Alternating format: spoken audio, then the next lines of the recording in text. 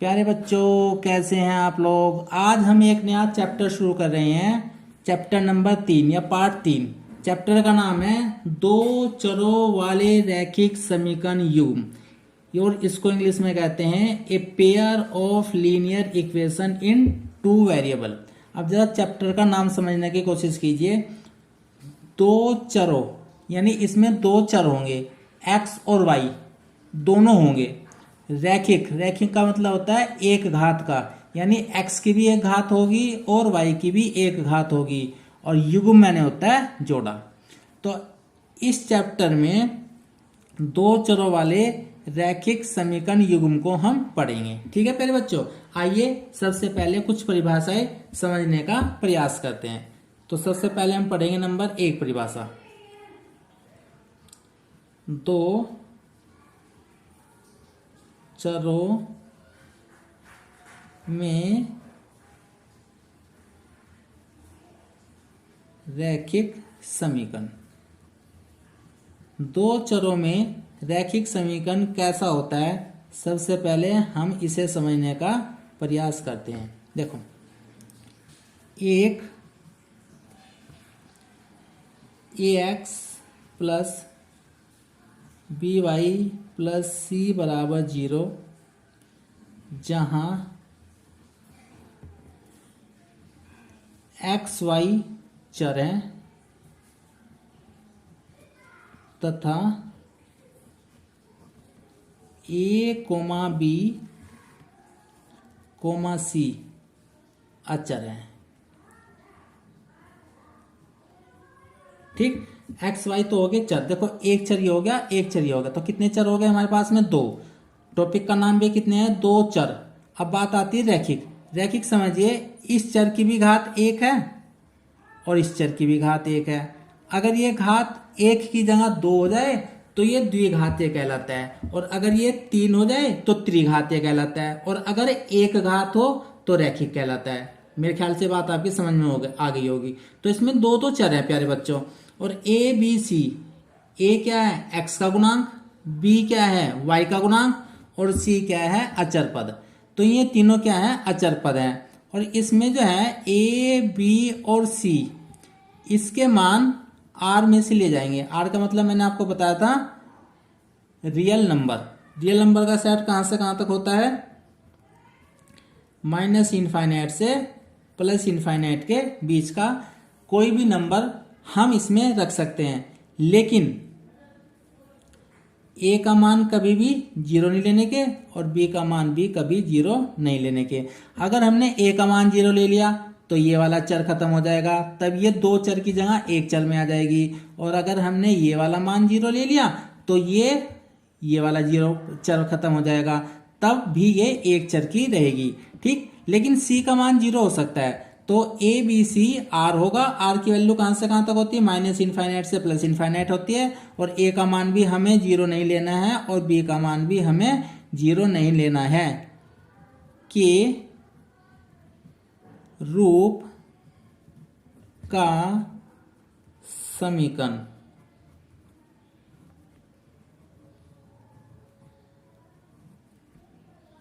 दो चरों में रैखिक समीकरण कहलाता है।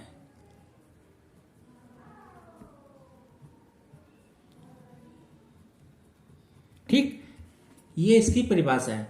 अब देखिए, फॉर एग्जाम्पल समझिए। फॉर एग्जाम्पल हो गया जैसे 4x प्लस 3y और माइनस के 5 बराबर 0। ये क्या हो गया? a, ये क्या हो गया? b, और ये क्या हो गया? c। इसकी पावर कितनी है? 1। इसकी भी पावर कितनी है? 1। तो ये हो गया, देखो पावर एक एक है, तो इसलिए हम इसे बोल लेंगे रैखिक। और एक चर ये है, एक चर ये है। कितने चर हो गए? दो चर हो गए, इसलिए हम इसे बोल लेंगे दो चरों वाला रैखिक समीकरण। तो यही टॉपिक का नाम था, दो चरों में रैखिक समीकरण। और भी एग्जाम्पल हम ले सकते हैं, जैसे एग्जाम्पल नंबर 2 मैंने ये लिया 3x root 3x plus 4y बराबर 5। आप जो है ना कांस्टेंट को बराबर से इधर भी लिख सकते हैं और बराबर से इधर भी लिख सकते हैं। रैखिक समीकरण युग्म को या रैखिक समीकरण को लिखने के दो तरीके होते हैं। एक तरीका तो ये होता है जिसमें बराबर 0 होता है और सारे के सारे टर्म बराबर से इधर होती है, और दूसरा तरीका होता है कि दो चर वो तो बराबर से एक साइड में होते हैं और कांस्टेंट एक साइड में होता है। मेरे ख्याल से ये बात आपकी समझ में आ गई होगी। अब दूसरा देखते हैं। अब देखो, नोट करके जरा लिखो, नोट करके जरा समझने का प्रयास कीजिए। ये जो रैखिक समीकरण है, रैखिक समीकरण का ग्राफ एक सीधी रेखा होता है और उस रेखा पर उपस्थित प्रत्येक बिंदु समीकरण का हल कहलाता है। ठीक, देखिए हमने जो रैखिक रेखा ली है, रैखिक समीकरण लिया है, वो लिया है ax प्लस by और प्लस c बराबर 0। अगर हम इसका ग्राफ खींचते हैं तो इसका जो ग्राफ है वो एक सीधी रेखा होता है। सीधी रेखा वो कैसे भी हो सकता है। देखो, हमने एक्सिस बनाए हैं, ये लिया मैंने x और x डैश, y और y डैश। यहाँ होता है मूल बिंदु O 0,0। ठीक, अब ये जो रैखिक समीकरण है, इसका ग्राफ कैसे भी हो सकता है, ऐसे भी हो सकता है। देखो, ये भी सीधी रेखा है, ऐसे भी हो सकता है, ये भी सीधी रेखा है, क्योंकि ये पर्टिकुलर कोई एक निश्चित समीकरण नहीं है, ये कैसी ही समीकरण है। इसका ग्राफ ऐसे भी हो सकता है, इसका ग्राफ ऐसे भी हो सकता है। ठीक है मेरे प्यारे बच्चों, तो ये जो समीकरण हमने ली है ax plus by plus c, इसका ग्राफ कैसे भी हो सकता है। मेरे ख्याल से ये बात आपकी समझ में आ गई हो। और ये सब की सब क्या कहलाती हैं, ये सब की सब सीधी रेखा कहलाती हैं। देखो, ये भी सीधी रेखा है, ये भी सीधी रेखा है, ये भी सीधी रेखा है, ये भी सीधी रेखा है। ठीक है, अब हम एक पर्टिकुलर समीकरण लेंगे और उसको समझने का प्रयास करेंगे। ठीक है प्यारे बच्चों, अब मैंने एक पर्टिकुलर समीकरण लिया है जो है 4x प्लस 5y बराबर 0। अब मैं इसका ग्राफ खींचने का प्रयास करूंगा। ग्राफ खींचने के लिए सबसे पहले हम x की वैल्यू को 0 रखेंगे, तो लिख देंगे पुट x बराबर 0। जैसे ही हम x की वैल्यू 0 रखेंगे तो 4 इंटू 0 प्लस 5 इंटू वाई बराबर 20। अब ये तो सब 0 हो जाएगा, तो यहां से y की वैल्यू आ जाएगी 4। तो बिंदु आ गया मेरे पास में, x की वैल्यू 0 ली तो y की वैल्यू 4 आ गई। अब पुट करेंगे y की वैल्यू 0। जैसे आप y की वैल्यू 0 पुट करेंगे तो 4x प्लस 5 इंटू वाई बराबर 0 और y की वैल्यू हमने बराबर 20। ठीक, तो ये हो गया 4x बराबर 20 और x का मान आ गया मेरे बेटा 5। ठीक है, अब इसमें जो बिंदु आ गए, वे बिंदु आ गए मेरे प्यारे बच्चों 5,0। अब हमारे पास में दो बिंदु आ गए, एक तो 4,0,4 और एक आ गया 5,0। अब हम इस लाइन का ग्राफ खींचने का प्रयास करेंगे। देखो प्यारे बच्चों, ये तो है x और ये है x डैश और ये है y और ये है y डैश। अब देखो, x पे 0 है और y पे 4 है, तो मैंने 4 लिया y पे, 1 2 3 4, तो ये वाला बिंदु हो गया मेरे पास में 0,4। ठीक, एक यहाँ लिया मैंने, x पे 5 है और y पे 0 है, तो x पे 5 ले लो, 1 2 3 4 और 5, एक बिंदु आ गया 5,0। और जैसे ही आप इन दोनों को मिलाओगे तो हमारे पास में एक रेखा निकल कर आएगी। अब ये रेखा कैसी रेखा है, देखो ये एक सीधी रेखा है जो 0,4 और 5,0 से पास हो रही है, तो ये एक सीधी रेखा है।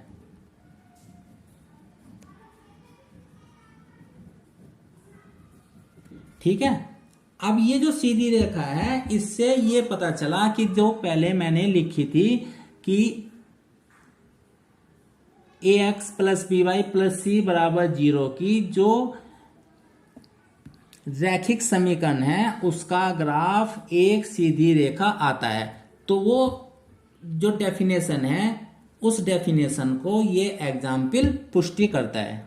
ठीक है ना, देखो सीधी रेखा आया है। अब जरा आगे समझने का प्रयास कीजिए। अगर मैं इस रेखा पर कुछ बिंदु ले लेता हूं, कोई भी बिंदु ले लेता हूं, मान लीजिए आपने बिंदु यो ए लिया, यो बी लिया, ये सी लिया, ये डी लिया, यो ई लिया, यो एफ लिया और आगे भी ऐसे लेता हूँ, तो ये सभी बिंदु इस रेखा के हल कहलाते हैं। तो बिंदु A comma B comma C comma D और कोमा ई कोमा एफ और इसी प्रकार से आगे रेखा के हल कहलाते हैं।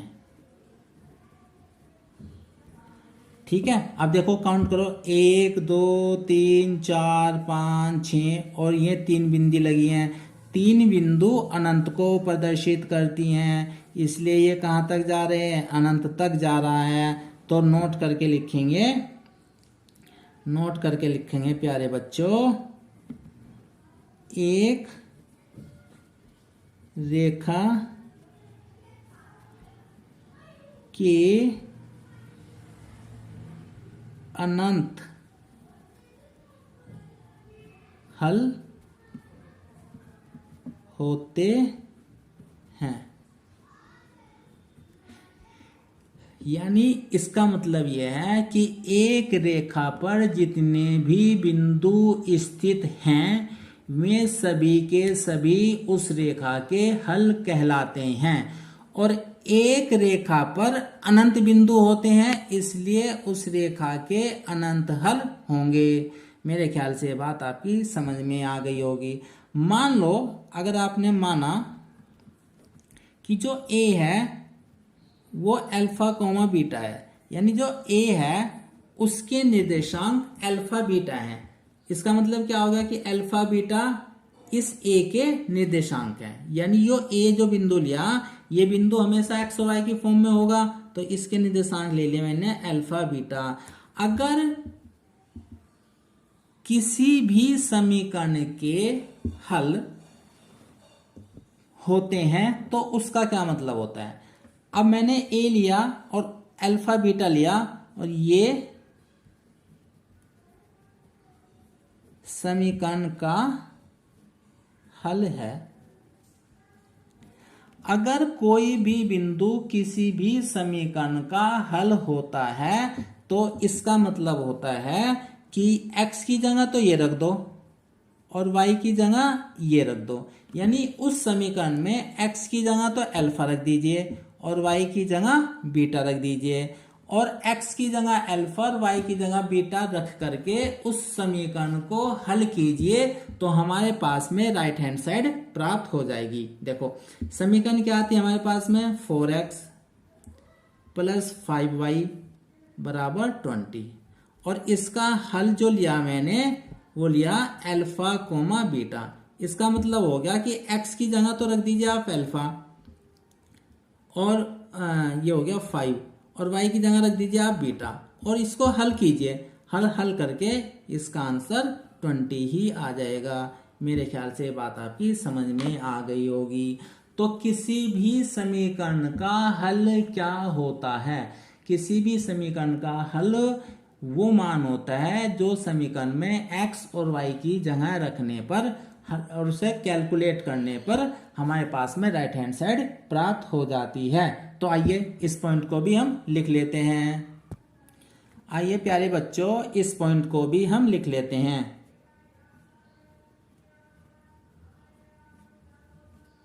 रैखिक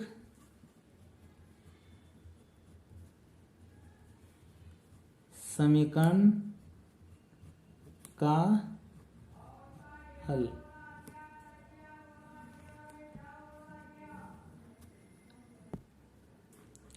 माना ax plus B Y plus C बराबर 0 एक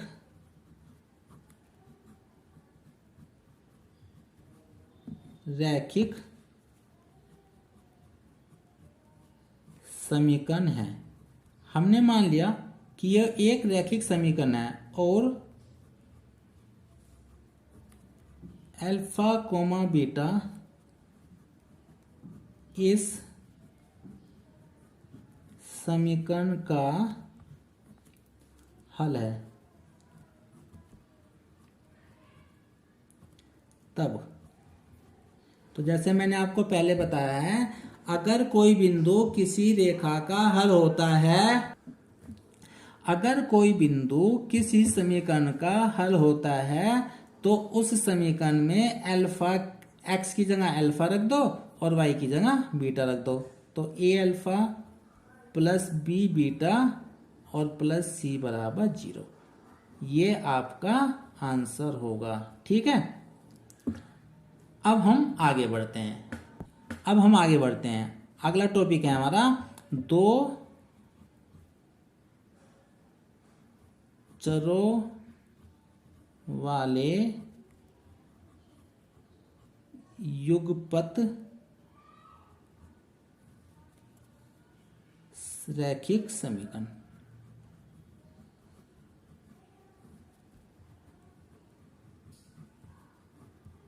ठीक,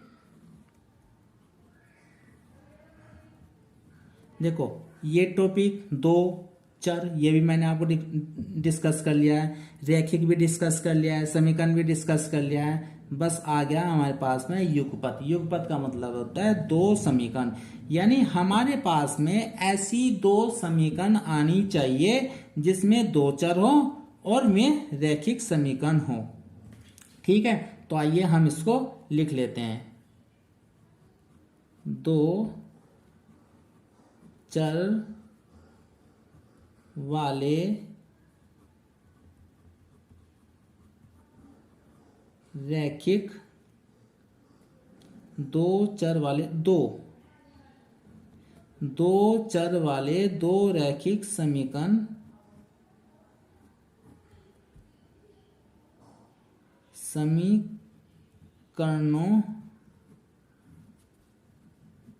को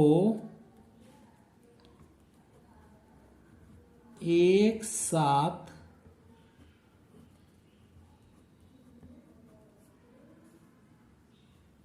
लेने पर उसे दो चरों वाले युगपत रैखिक समीकरण कहते हैं। युगपत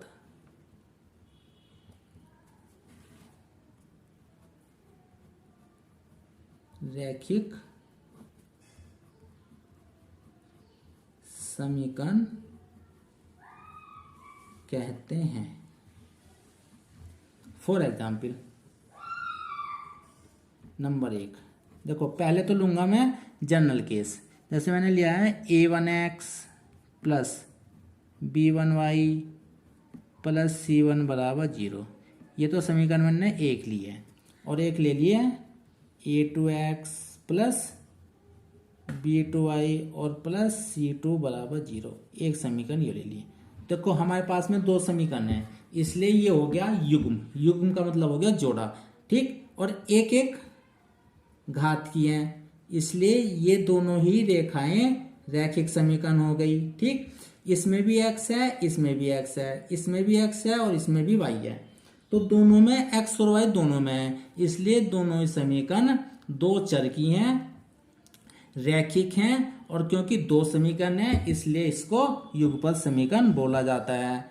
एग्जाम्पल नंबर 2। अब ये तो मैंने आपको लिया था जनरल केस, है ना। अब एक कोई पर्टिकुलर केस ले लो, जैसे x प्लस 3y बराबर 2, एक तो ये ले लिया, और एक ले लो मेरे प्यारे बच्चों 4x प्लस 7y बराबर -3। कैसी भी समीकरण ले सकते हैं, एक समीकरण ये हो गई। तो ये दोनों की दोनों क्या कहलाएंगी, दो चरों वाले युगपत रैखिक समीकरण। मेरे ख्याल से ये बात आपकी समझ में आ गई होगी। अब इनके हल की बात करते हैं। तो नंबर 4, युगपत पै बेटा यो फै बन जाता है, युगपत समीकरण का हल। ठीक, तो इसको भी हम लिख लेते हैं। x तथा y के वे मान जो एक साथ दोनों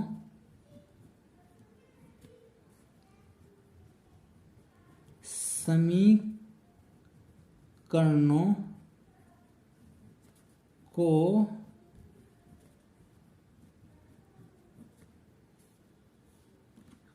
को हल नहीं संतुष्ट करते हैं।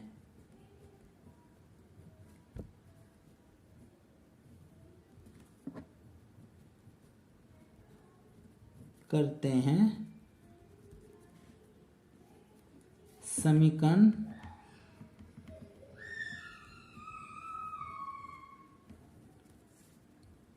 के हल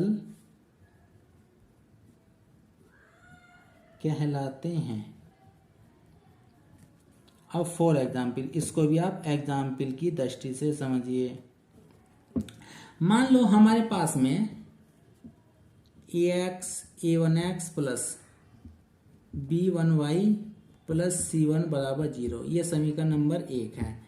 और एक दूसरी समीकरण है a2x plus b2y plus c2 बराबर 0, ये समीकरण नंबर 2 है। और उसने इसके हल दिए। हल का मतलब है x और y की वैल्यू दी, हल उसने दे दिया अल्फा बीटा। अगर उसने हल अल्फा बीटा दिया है तब दोनों समीकरण में x की जगह तो अल्फा रख दो और y की जगह बीटा रख दो, और उसे कैलकुलेट करके देखेंगे तो उसका आंसर 0 ही आएगा। तब a1 alpha b1 beta plus c1 बराबर 0 होगा, व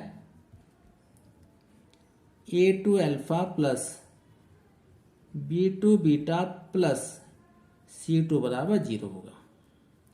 मेरे ख्याल से बात आपकी समझ में आ गई होगी।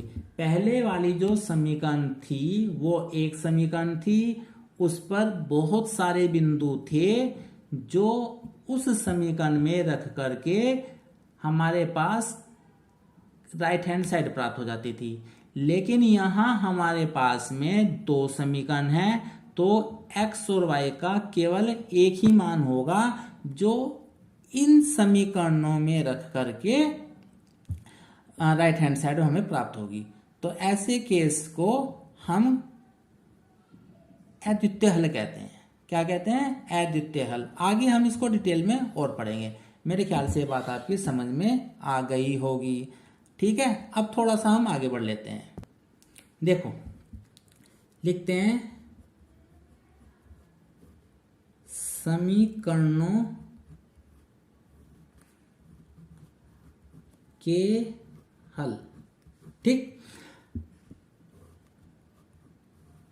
ये दो केस में डिवाइड होगा।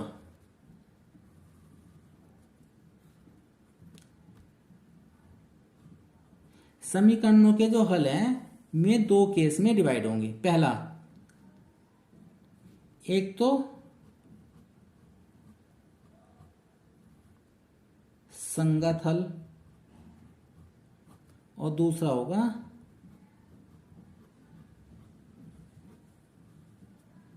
असंगत हल।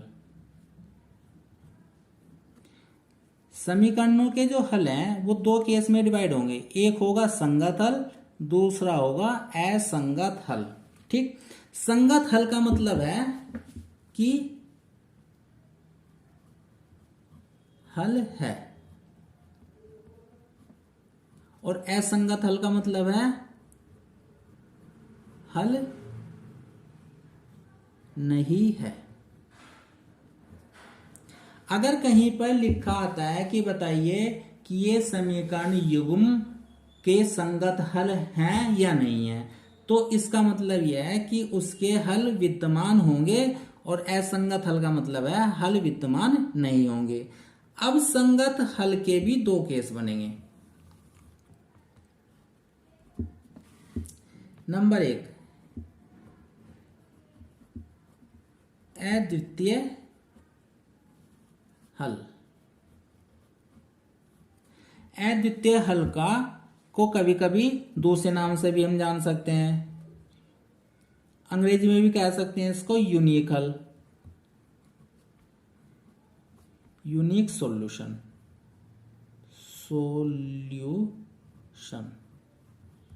ठीक है। अद्वितीय हल कह दो, यूनिक सॉल्यूशन कह दो। इसको ऐसे भी लिखा जा सकता है, यूनिक हल,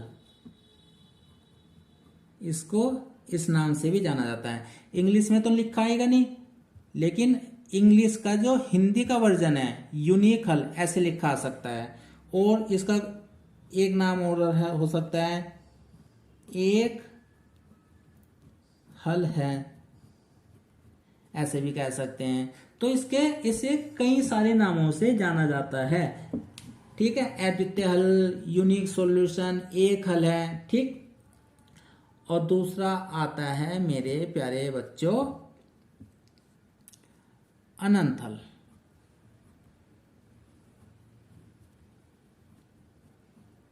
और मैनी सॉल्यूशन।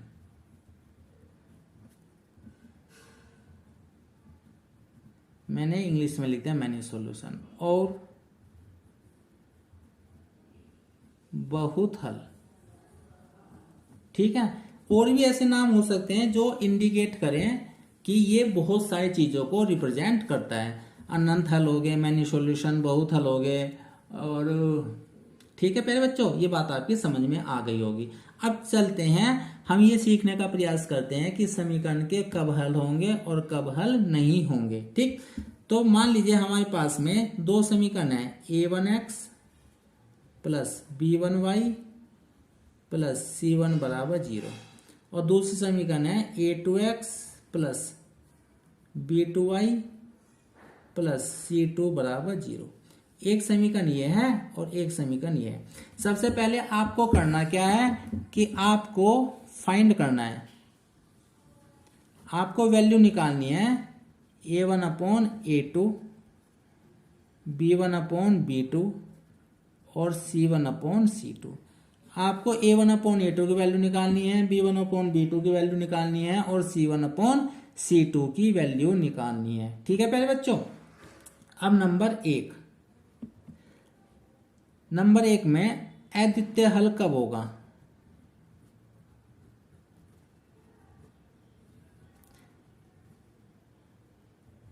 अद्वितीय हल होगा जब a1 अपॉन a2 का मान बराबर ना हो b1 अपॉन b2 के।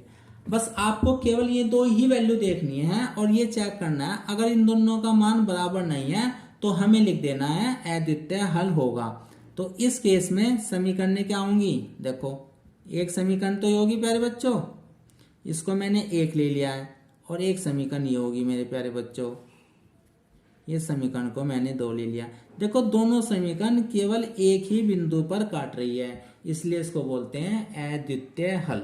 यानी x और y का केवल एक ही मान होगा और वो मान मैंने अल्फा बीटा मान लिया, जो इन दोनों समीकरणों में एक साथ अगर रखेंगे तो उनका मान 0 निकल करके आएगा। मेरे ख्याल से बात आपकी समझ में आ गई होगी। अब दूसरा लेते हैं। दूसरे में है अनंत हल।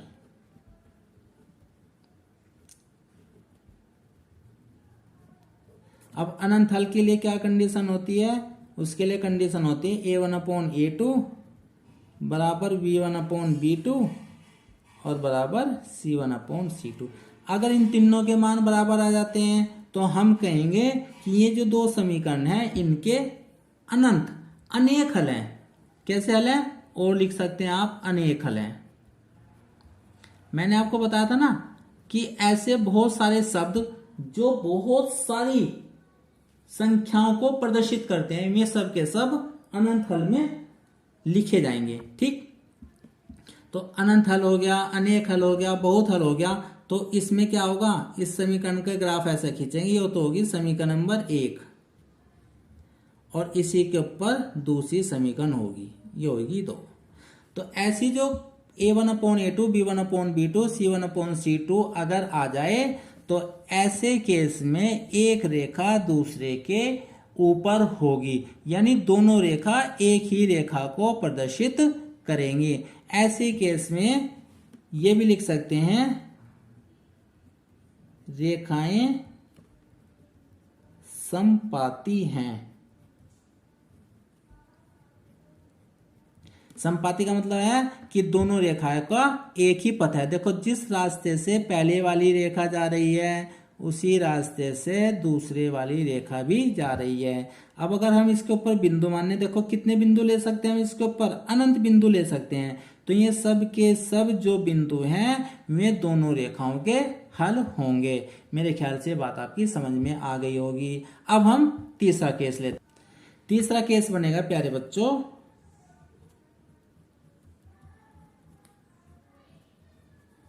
कोई हल नहीं है। ठीक, अब कोई हल नहीं है, इसका क्या मतलब हो गया? तो आपने चेक किया कि a1/a2 का मान बराबर है b1/b2 के, लेकिन बराबर नहीं है c1/c2 के। तो अगर ऐसा केस आ जाता है तो हम कहेंगे इन रेखाओं का कोई भी हल नहीं है। आइए जरा ग्राफिकली समझने का प्रयास करते हैं। मान लीजिए पहली रेखा तो ये हो गई और दूसरी रेखा ये हो गई।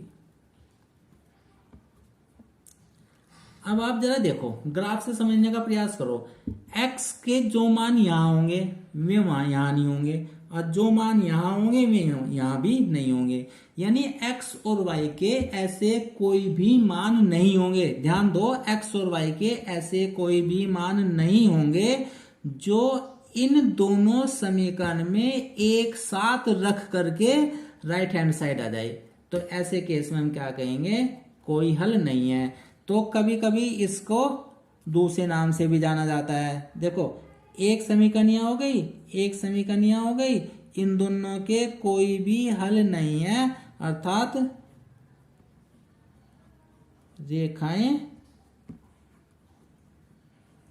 समांतर है। एग्जाम में वो ये भी पूछ सकता है कि सिद्ध कीजिए दी गई रेखाएं समांतर हैं या नहीं है।